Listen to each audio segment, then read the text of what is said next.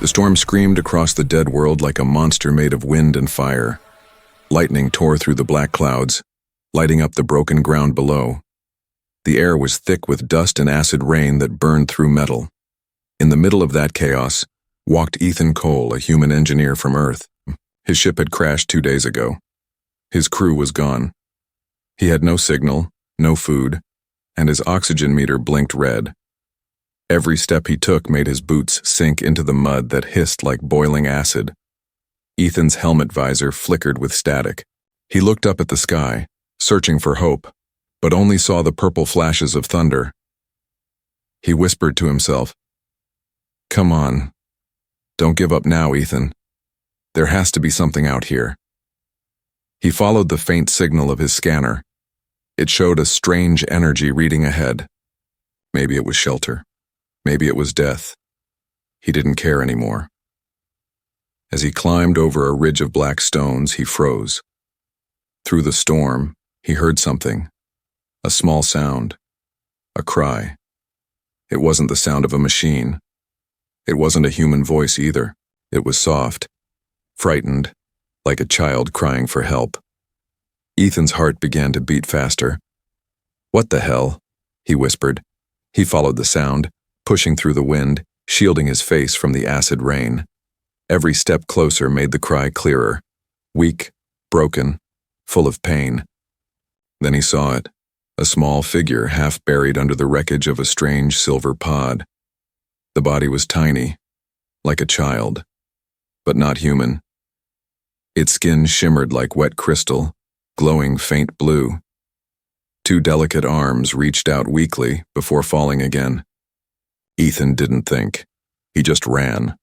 He threw away his scanner and grabbed a metal beam, trying to lift the debris. His gloves burned as acid rain hit them, but he didn't stop. "Hang on, kid.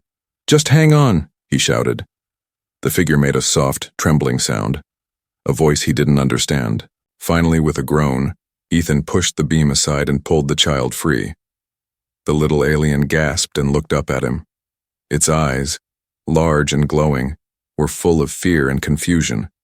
It tried to speak, a whisper of strange words, then fell unconscious in his arms.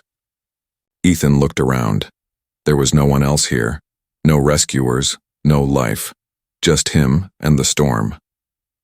He tore a piece of fabric from his jacket, wrapped it around the child, and started walking toward a cave he'd seen earlier. The acid rain hissed on his shoulders, burning holes through his suit. But he kept going. "Don't die on me, little one," he said quietly. "You didn't ask for this." Inside the cave, it was dark and cold. Ethan lit a flare, filling the space with orange light. He set the alien child down gently on a flat rock and checked its breathing. Slow but steady, its skin pulsed faint light with every breath. He removed his helmet and took a deep breath. The air stung his lungs, but he ignored it. He pulled a small med kit from his belt, cleaning the child's wounds with whatever supplies he had left. After a few minutes, the child's eyes slowly opened again. It looked up at him, confused, frightened. Ethan smiled weakly. "You're okay now. You're safe." The child reached a small hand toward his face, touching his cheek with glowing fingers. Ethan felt a strange warmth, like gentle electricity passing through him. Then, outside the cave, thunder exploded. But it wasn't thunder. It was engines. Ethan grabbed his helmet and looked outside. Through the storm clouds, dark shapes moved, ships, sleek and sharp like blades of light. They weren't human ships. The air vibrated with a deep alien hum. The ground shook as a massive craft hovered above the cave, flooding it with blue light. Ethan covered the child protectively. "Easy. It's okay. Maybe they're your people." But as he looked up, he saw armored figures descending from the ship, tall, silver-skinned aliens with glowing eyes and energy spears. Their leader shouted something in a sharp, echoing voice. One of them pointed directly at Ethan. A voice came through his helmet's translator, cold and filled with fury. "You have touched the air of the Zilari Queen. Prepare to die, human." Ethan froze. His heart pounded. He looked down at the small child in his arms, the child he had just saved, and then back at the glowing soldiers ready to kill him. Lightning flashed behind them, painting the sky white. Ethan whispered, "Oh, hell." The storm roared louder. The alien soldiers raised their weapons, and then, the child in Ethan's arms suddenly cried out, a piercing, powerful sound that made the air vibrate. The soldiers stopped. Their glowing eyes flickered. Ethan didn't understand, but he could feel it. Something had changed. The storm outside began to calm, as if obeying the child's voice. He looked down, whispering softly, "Who are you?" The blue light of the alien ship burned through the storm like a second sun.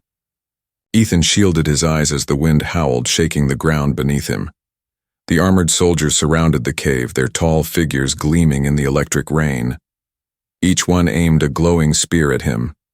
He didn't move. He couldn't.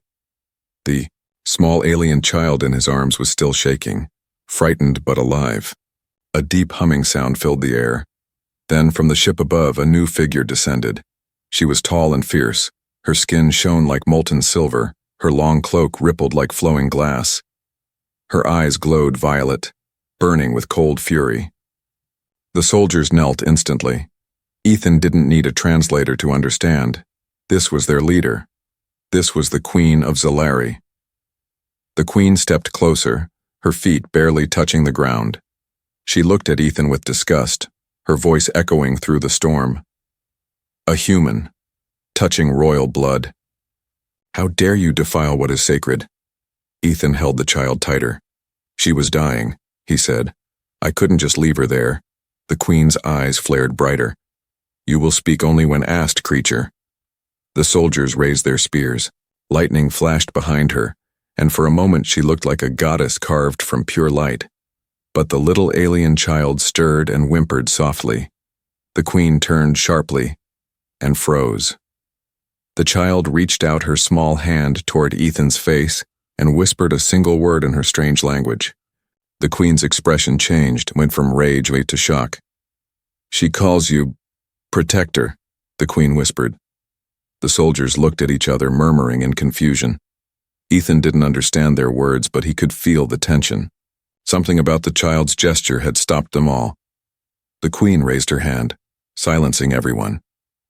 She stepped closer, her gaze sharp and searching. Her voice was quieter now. "You risked your life for her. You fought the storm to save her. Why?" Ethan met her eyes. "Because she's just a kid, and kids deserve to live." For a moment, the Queen said nothing. The storm outside began to soften. The alien soldiers lowered their weapons slightly, unsure what to do.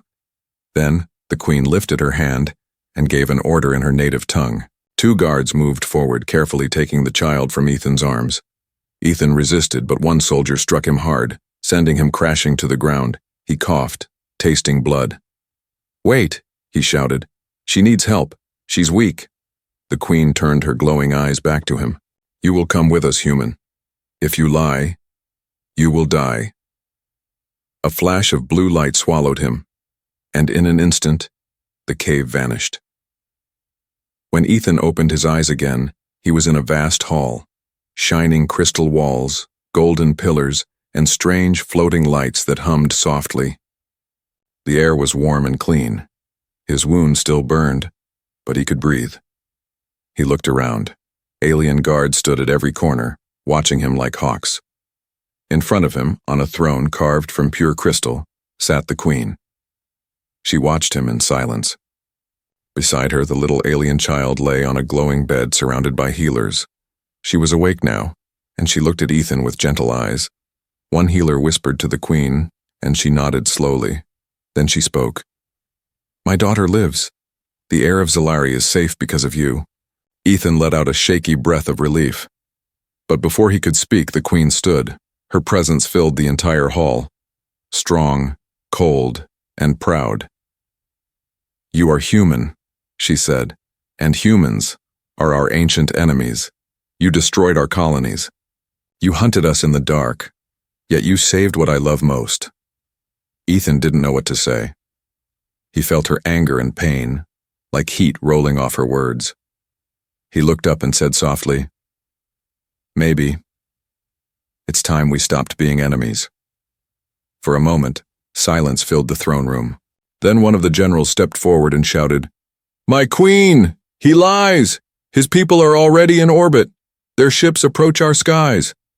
The queen's head turned sharply. "Explain!" The general raised his hand, projecting a hologram. Dozens of human ships entering Zilari space. The queen's expression darkened. "You came here to spy," she hissed, "to bring war."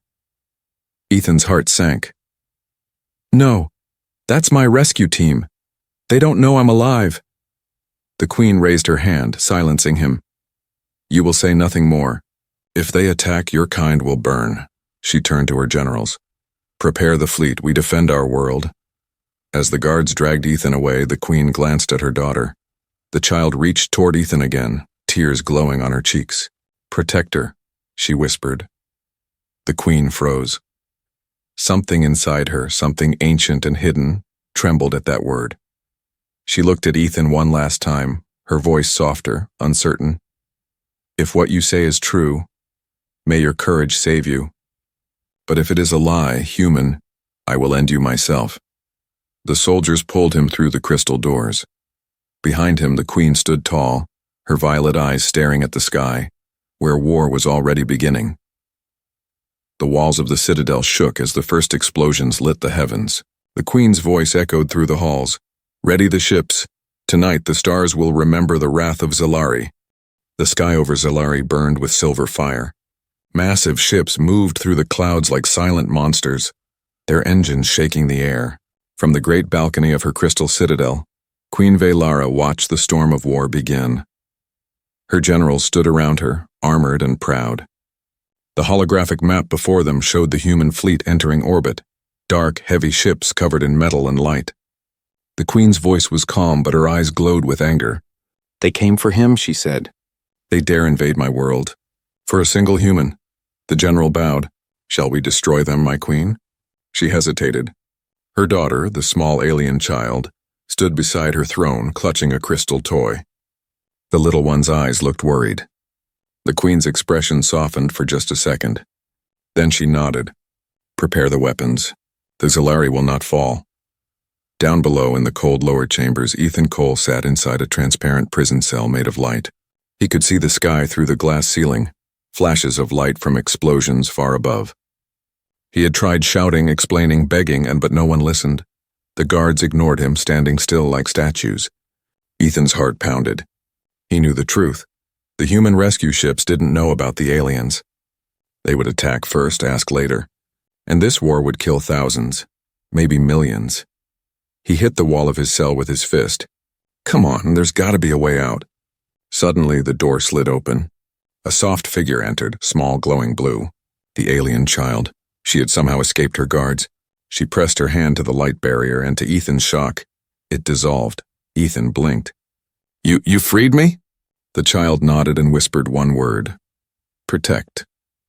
He smiled weakly. "Yeah, that's me, huh? The protector." He followed her through the silent halls. The citadel was shaking. Alarms echoed, and the sky outside flashed with more explosions. Ethan could feel it. The humans and Zilari were already fighting. They reached a side balcony overlooking the glowing city. Thousands of alien soldiers were preparing for battle, ships launched from platforms streaking into the sky.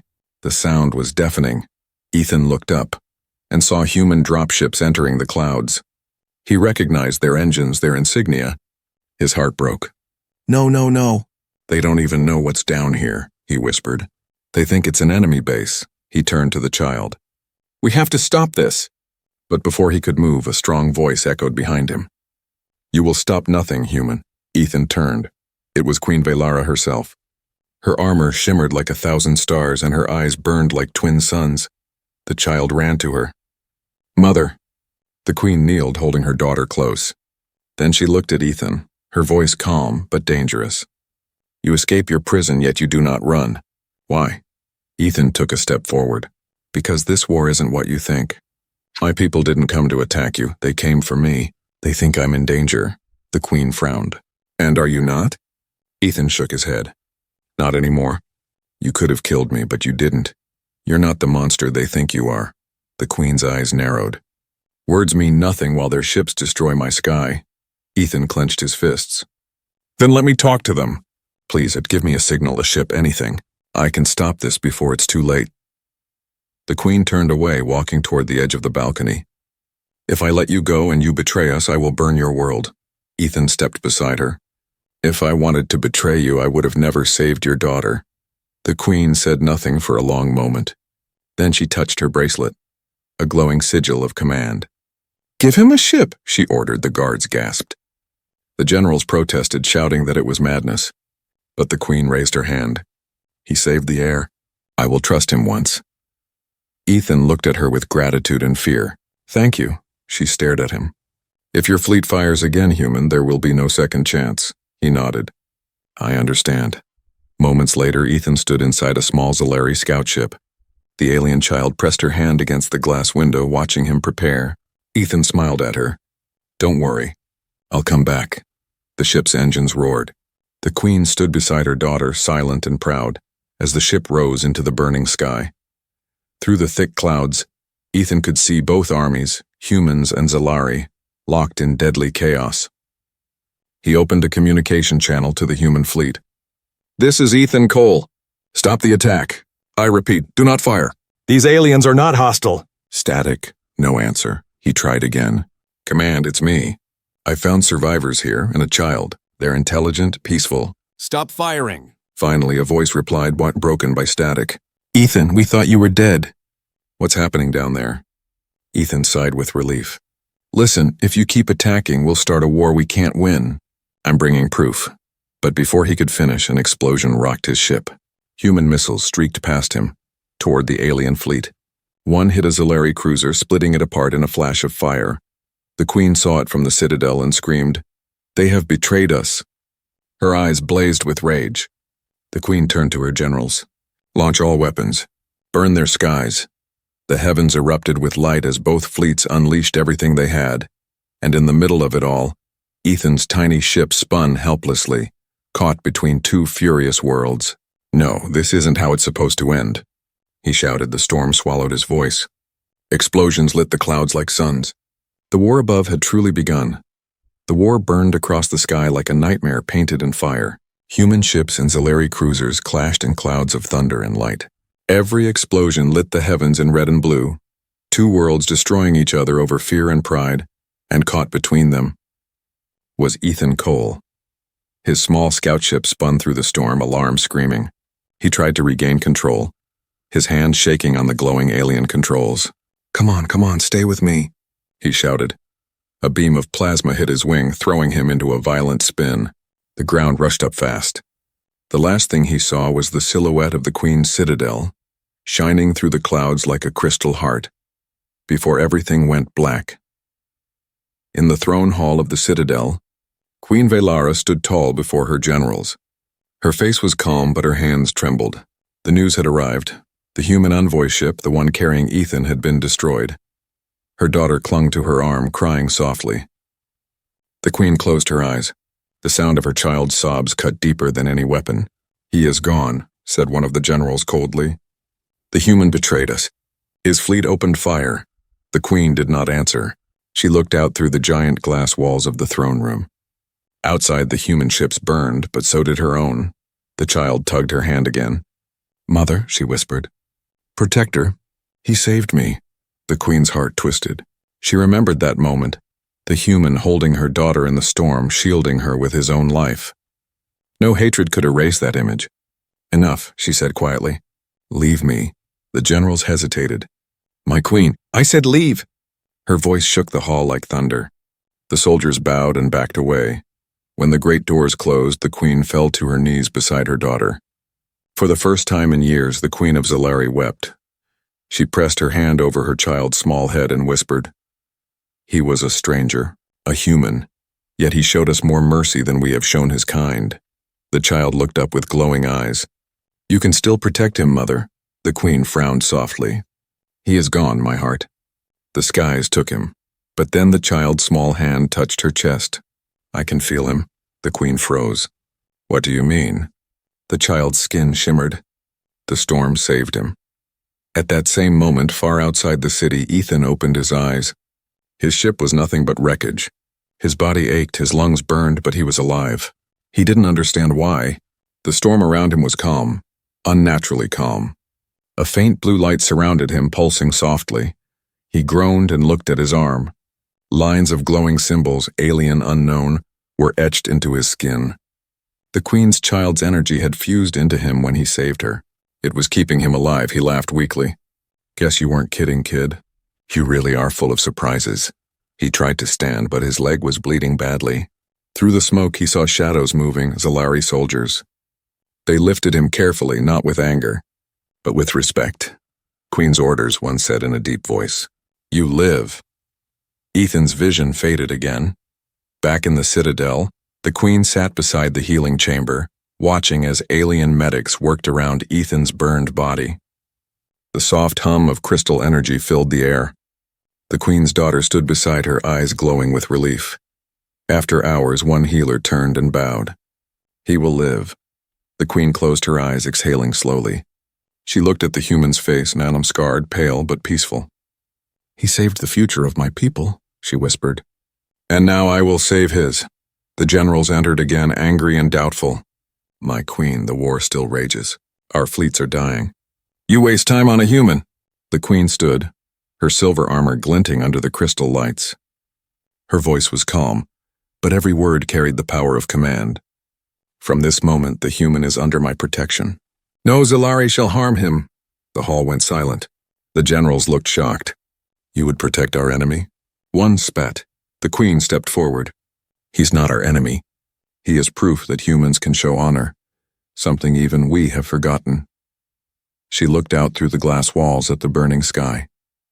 End this war. Send a signal to the humans. I will speak with their leader myself.